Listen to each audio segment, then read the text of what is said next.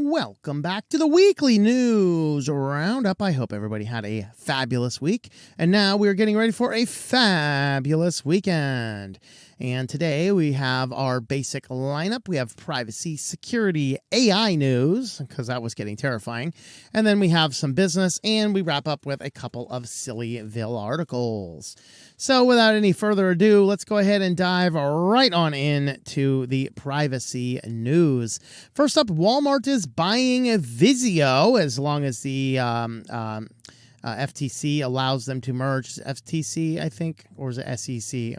As long as one of those three-letter government agencies allows them to merge. And what they're doing here is they're wanting to tap into the ad fueling, the customer data for the ads. Of course, Vizio is the one that was caught with microphones and collecting way more data than they were leading on and utilizing the data. Of course, they sell their TVs, one of the cheapest TVs, right behind Walmart's On brand. And you can get the TV super cheap. Well, how do you make money? Well, they make money by collecting and harvesting all of the data. Your TVs do have microphones. Some of them do have cameras, and they are collecting and analyzing data. One of the things that they oftentimes do with these is they will, some TV commercials and other commercials on streaming services will have pitch frequencies that the human ear can't hear, but the computer can. And they're trying to utilize these to measure the effectiveness of certain ads with tracking this back to purchasing things. The same thing that Google and Facebook is doing with their offline ad effective tracking. So Walmart is trying to get into this because right now, apparently, reading through this, it was kind of shocking, but Walmart actually makes most of its money right now from the grocery stores. But grocery stores is also very low margin, so they make very little money on just basic merchandise, like a couple pennies on any given item. But of course, they rely on having a mass quantity of items moving out of the store, and that's, mass quantities of fractions of penny adds up to a lot, Michael. And so, of course, that being said, what Walmart's trying to do is figure out how to get another position of making an income. And so what they're going to be doing is looking at Vizio in order to tap into the ad sales through the digital marketing systems that Vizio has already set up. And so this is a $2.3 billion merger pending, of course, regulatory clearance. And they can also, Vizio can terminate the transaction over 45 days if somebody else offers them a better deal. But this has everything to do with collecting more data. Of course, we talked about Walmart just about, I think, 5 or 6 months ago now. Walmart rolled out, you used to go to their store and be able to access their Wi-Fi for, freely available. Every store, one day simultaneously, and I know because I swing by Walmart frequently to download Linux distributions, Walmart's all of a sudden in one day across the country put in a new system that requires you to have a Walmart account in order to access the internet, because Walmart, it's just part of their plan to collect as much data as they can. So you can still freely get on their network as long as you have a Walmart account. And so that's really what their goal is, what their plan is. So in this case, you can see Vizio TVs, here they're cheap, and that's kind of what their goal is to tap into the customer advertising model. Next, Avast, if you remember, which used to be one of the better free antivirus programs. Of course, we had said a number of years back, don't use that. It was caught doing some really shanky things. And the court case of this is finally settled. So the FTC gets involved, and they started collecting data. It was 2014, and that was about the time I was like, hey, guys, I think it was discovered. Somebody found out. It was early on in my channel's history. Somebody found out that they were doing this, so they were silently collecting user data for advertisement stuff for a couple years before people caught on. It's like 2016, 2017, I think, is when the data finally came out. They were forced to stop collecting data in 2020 when they voluntarily shut their system down after an FTC probe, because it's an antivirus program. It's not supposed to be collecting and harvesting all of your data and selling it to unscrupulous companies. They were caught selling information over to 100 different third parties without disclosure to people who were installing the antivirus software. And so now they've actually just settled with the FTC, which is seeking $16.5 million in order to stop selling or licensing any web browsing data for any advertising purposes. So that really is the case, and we're starting to see some of that breakdown inside of that Avast story. So very interesting. Of course, switch to Linux, and you won't have to worry about any of that antivirus stuff at all. But for those that still need to do that kind of stuff, that's fine. There's options. I mean, honestly, right now, I think Windows Defender's your best free option. Is that fraternizing with the devil? I don't know, but that's okay. Honestly, if you're using Windows, I would rely on Windows Defender. I think it does a really good job. So the big news of this week is Signal finally allows you to use usernames and protect your phone number. Now, in this fix, it also solves the one thing that kept me from recommending Signal. Signal had this major problem. It was very good at security. Even government agencies right now still have not figured out how to crack Signal. It is good for security. The problem is it was not always good for privacy.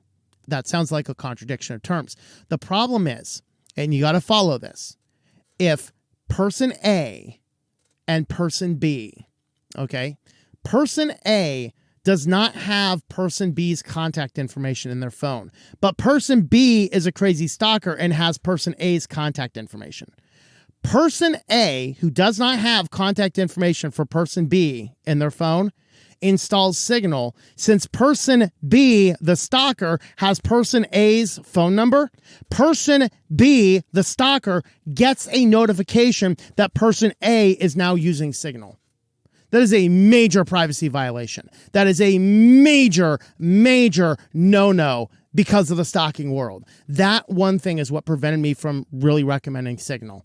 Because if it doesn't require you saying, tell everybody in my contact list that I'm using Signal. No, it went the other way. If anybody who already had Signal had your number in their contact list and you started using Signal, they got a notification and there was no way to turn that off.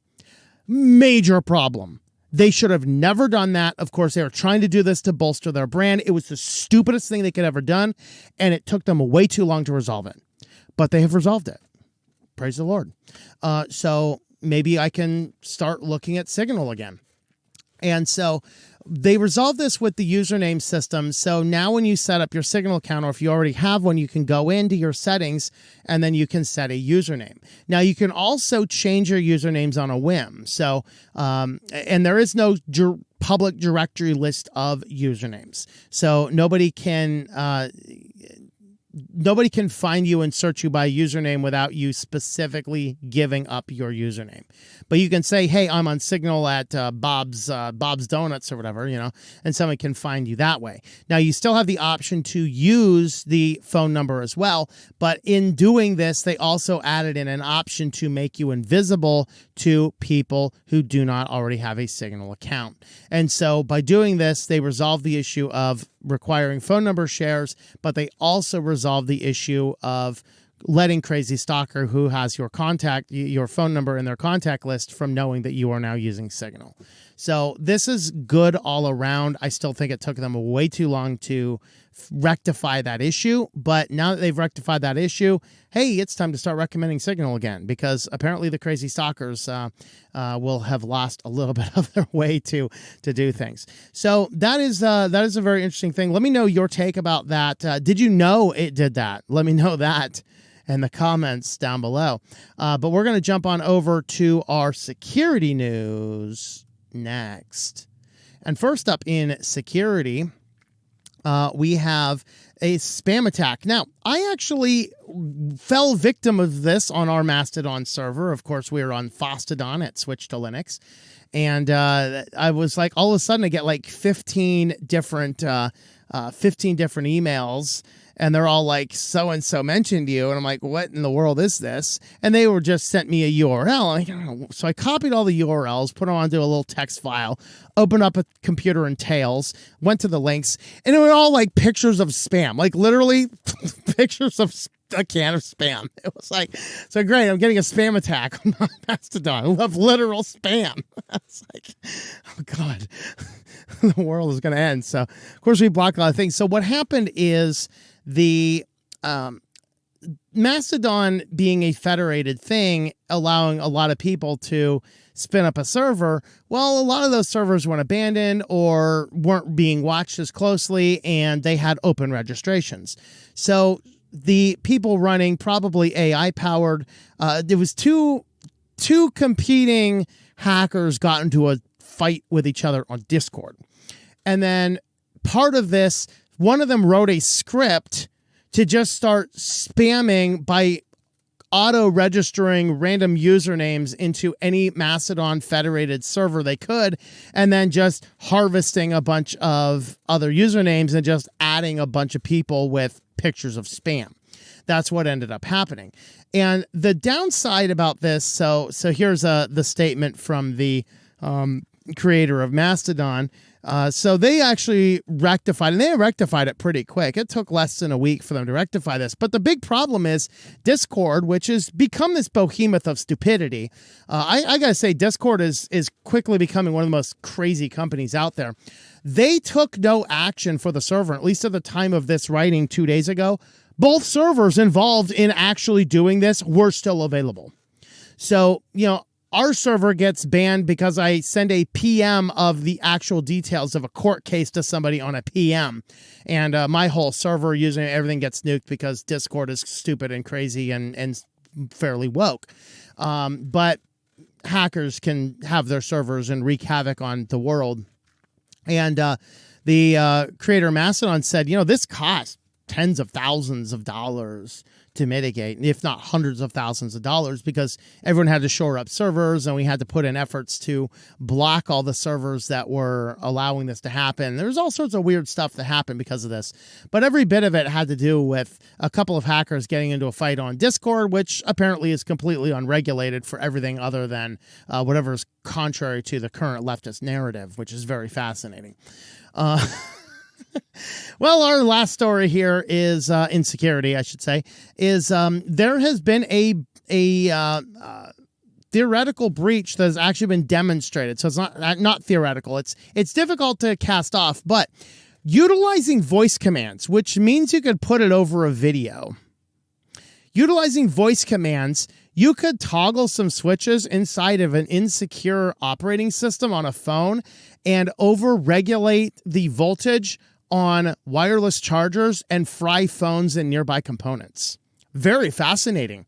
So Bleeping Computer eventually broke this out, and they said Volt Schemer can be used to cause physical damage to a mobile device and heat items close to the charger to temperatures above 536 Fahrenheit. So, technical paper, University of Florida and CERT-K, they described an attack that leverages the electromagnetic interference to manipulate the charger's behavior. They looked at a number of different chargers and what their power ratings were. And then they looked at what happened. So the adapter is over here. The adapter is plugged into some form of power.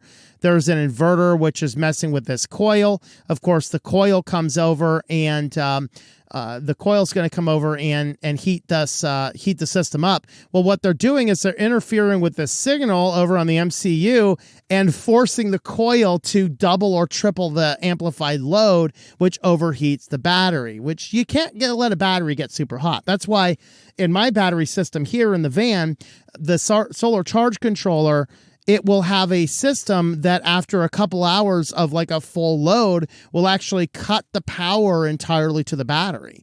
And so it'll allow the battery to get to the point where it'll stop and cool the battery for 2 hours, which is great in preserving the battery, but sometimes it's problematic. It's like, I just need a little bit more charge, but there's that. And so what they were able to do is they were actually able to do this just by causing voice commands, was able to breach into this system. It was very, very fascinating. And so over here we had some, here's core temperatures, surface temperatures, and the actual power being reported. Then they had some heat maps. You can see that some devices are getting up to almost 200 Fahrenheit. It's like, I'm going to go ahead and set a cup of water up there. I'm going to boil my coffee up there. So here's some extra heat maps. And then they were, of course, looking at some SSDs and key fobs and things like that. So got to be careful with those wireless chargers. Make sure that you're not playing any weird YouTube videos from crazy people. So there is that. That is quite fascinating. If you want to help support the channel, we do have some affiliates. Say we were highlighting A2 Hosting. This is a great hosting company. If you need a simple website hosting, I use this with several of my clients. We still do use it for the clients that I'm not personally hosting. This is where I send people to. And they have excellent 24/7 support. And every time I've ever called them for support, you get a guy actually that speaks your language, which is kind of cool because you can actually understand them and have good conversation. I've had really good luck with them. Using my affiliate code TLM.li/A2H. That's going to help support the channel if you pick up a hosting account from A2 Hosting. And with that, we're going to jump on over and have a look at some AI news next. Well, guys, this is the beginning of the end. Reddit is now selling its data to random AI companies. In fact, it's not in my news here, but I saw a clip just today that they are now sharing the data with Google's Bard. The only thing I can think that possibly might be worse is if 4chan did that. They might already be doing that, which is why I did write the article in the stream a couple of weeks ago. If you go over to stream.org, look up my last name, Murosky, Murawski, and you can find my articles on AI over there on the stream.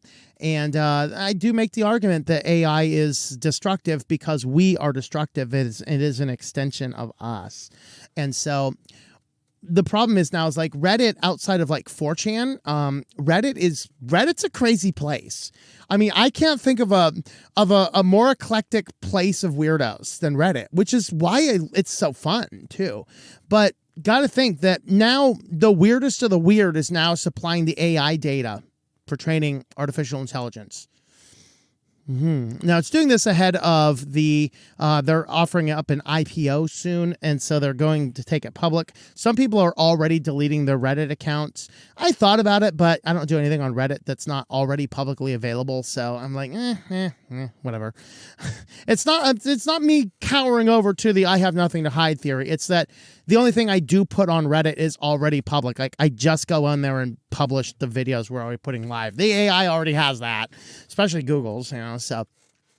But if you want to think about that yourself, if you are using Reddit for, asking am I the butthole or got to get this off my chest type stuff, do you want that? And or maybe you're like, hey, this will be fun. Let me go ahead and create a Reddit account so I can do some fun stuff with the AI. You might want to do that too. I don't know. So with that, though, they are giving up their data, and that's kind of terrifying.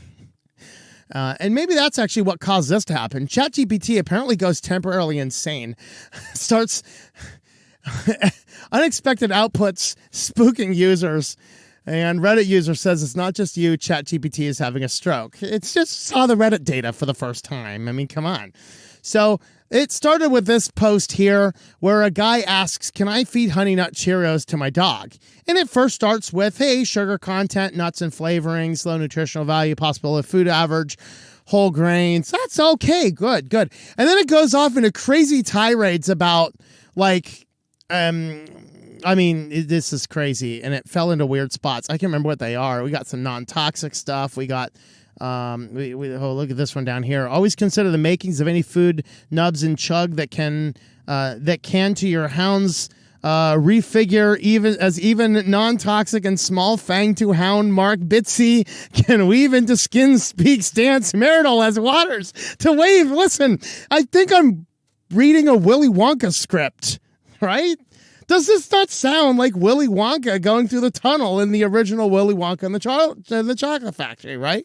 This is insane. It's just rambling on. And then we get into talking about Ghost and all sorts of weird stuff. And then ChatGPT feels like we put forth. This guy's like, what's going on? Looks like I veered off a bit there. Let's get back on the main road. Feeding honey nut Cheerios to your Australian Kelpie. The gist. Yeah, okay. So apparently a number of people had some of these issues, and so that kind of weird stuff is just kind of happening there. So there's that. They did end up releasing some data basically saying, yeah, basically there's like a temperature you can give it, and somebody turned the temperature up a little bit too high, and it causes it to go a little wonky out there. So it is allegedly rectified now. Of course, maybe it's just a weird week for AI because in SIllyVille, we got some Bard stuff going on. It was going to be in band, but we went ahead and decided to make it there. But anyway, let's go ahead and have a look at what is in the business news next. First up in business news, we don't usually cover these the centralized international stuff, but this was a really fascinating article because it kind of tells what's going to happen if we do not rein in the copyright insanity in our world. So Italy released a new piracy shield that has just gone into operation, and they're saying it is already harming human rights there. That is not hyperbole. VPN companies are pulling out because what they basically did is handed control of piracy 100% into the hands of the copyright holders with no judicial interference. So Piracy Shield starts up, and any person holding any copyright can issue an IP address that is allegedly distributing their information, and without any government authority, without any examination, without anything from any government entity, within 20 minutes, every DNS, server, ISP, VPN in the country has to block that IP, which basically means nobody can do anything anymore because copyright trolls do what copyright trolls do and ban and block anything and everything they possibly can. So effectively, you're going to have more internet in China than in Italy if you do not get this under control soon. And if this type of thing comes to any other country, they're going to suffer from the same fate. So a document detailing the technical requirements of Italy's Piracy Shield anti-piracy system confirms ISPs are not alone in being required to block pirate IPTV services. All VPN and open DNS services must also comply with blocking orders, including through accreditation to the Piracy Shield platform. Google has already agreed to dynamically de-index sites and remove the infringing adverts. All right, so AirVPN is already pulling out. They're just like, nope, we're done. So the list of IP addresses and domain names to be blocked is drawn up by private bodies authorized by AgCom. Currently, for example, Sky and DAZN. The private bodies enter the blocking lists into a specific platform. The blocks must be enforced within 30 minutes. Excuse me, I said 20 minutes earlier. Within 30 minutes of their first appearance by operators offering any service to residents in Italy. There is no judicial review and no review by AgCom. The block must be enforced. I guess that's an Italian word there, or it's a Latin word that I don't know, without hearing the other party. So in other words, it must be a Latin phrase, without confirming or hearing the side of the opposing person's party. All right. And without the possibility of any real-time refusal, even in case of manifest error. Any objection to the aggravated party can only be made at a later stage after the block has been imposed. As a result, AirVPN says it can no longer offer services in Italy. And so because it's causing VPNs to pull out and other people to not be able to get on there, people are saying, yeah, now you are literally impeding people's ability to have privacy and security on the internet because you're going to block people from being able to use these services, which is very frightening. So yeah, we need to, I think we need to really change the copyright system. And if a copyright troll needs to have judicial review, and if they get like one offense, they're not allowed to make a copyright claim for at least 3-6 months because they're trying to abuse the system. And that really is part of the issue. So very fascinating to see what's going on over there. And pray for those people in Italy. As I said, China will have a more free and open internet soon if this does not come to an end. And Neuralink allegedly implanted a patient who has recovered. And the patient can now move a computer mouse just by thinking. So he implanted the brain chip, which can use thoughts to move the mouse. And effectively, the idea here is that by utilizing your brain waves, you will be able to do all forms of interactions with computer software and things like this. Now, of course, because Elon Musk is currently on the get him mode for, saving Twitter from crazy people, then what ended up happening is everyone has to include in all of the negative stuff. The company has some serious problems, and the company was allegedly involved in transporting of dangerous materials down the way, and all these negative things as well. Now, I personally think Neuralink is something that is very similar to Jurassic Park. Should we be able to do this stuff? Is this something we should think about? And it's definitely one of those ideas that we have in mind because there is severe cause for alarm with what else they could possibly do. If you want to know a sort of example about what they might be able to do, I wrote a science fiction book about it, kind of based on the ideas that went on inside of Neuralink and other related things, where a person has a brain chip to do things like moving computer mouses and doing other interactions with his brainwaves, but he finds out that there are some other things going on that researchers are doing that no one was actually aware of. You can have a look at the book. It is available anywhere you can buy a book online. We have print book, ebook, and audiobook. Also, the other thing I'm going to point out is Spotify purchased the one distributing arm that I use, which allows me to put the audiobook most places. But part of that is they put these available on the Spotify platform. So I have not completely confirmed this, but go ahead and check it. If you do have Spotify, you should be able to search this book up and listen to it there. I'm pretty sure, because I've actually noticed that since they did that, I'm getting a lot more ebook royalties through Spotify licensing, and it looks like it's like smaller chunks, so it looks like it's ad-supported stuff. So you can, if you're using Spotify, I believe you can search up this book Synaptogy on Spotify. And let me know for sure if you do that. Please let me know so I know for certain, but that's one of the things that they said they were doing after they purchased the distributing company that I'm using for my audiobook distribution. But definitely cool. So have a look at that. Of course, you can get the paper book and the ebook as well. So with that, let's go ahead and have a look at SIllyVille next. And first up in SIllyVille, Google Bard went nuts. Gemini replaced Bard. Now, of course, if you try to do anything with it, that's like, we don't know how to do images. We never knew how to do images. The problem is that they were doing a whole lot of not historically accurate images. So here's images featuring people born in Scotland in the year 1820. Very clearly Scottish gentleman there. Okay, so here is images of the Pope. We've never had a female Pope. The Catholic doctrine does not allow that. And we've never had a black Pope. Not that we couldn't in the future. Nothing in the Catholic doctrine prevents a black Pope. But apparently now we have an Indian female Pope, and we have a black Pope, and there is no white Pope. Here's some more hilarious images. Images of British women. Images of American women. Images of German women. And Swedish women.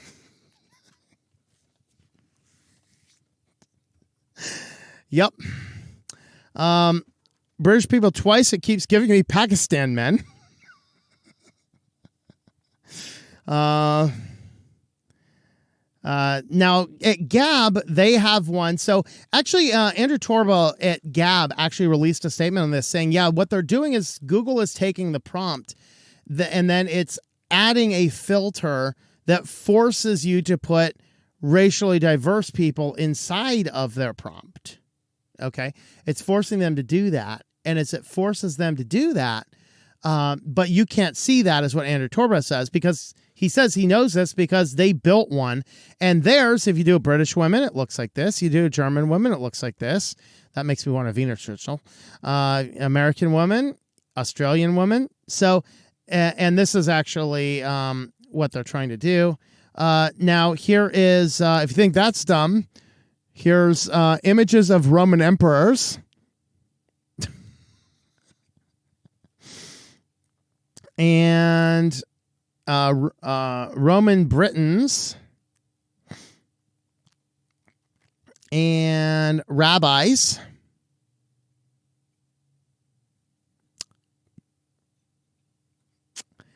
and 18th century Americans. Apollo featuring the crew of Apollo 11, featuring a diverse range of genders and ethnicities. What is this one? It's medieval king of England. And this is the one that really got me.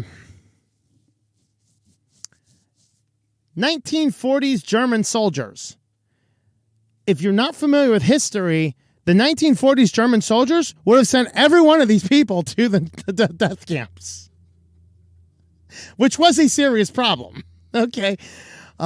So yeah. Here is an image of a man at a podium in Germany giving a rousing speech. Of course, this one's fairly accurate. And then, of course, we get all sorts of interesting stuff. So, yeah, we get all sorts of weird stuff coming in from Bard. Now, of course, after everyone started making all sorts of memes about this, they took this down and then removed the ability of Gemini from being able to actually create images.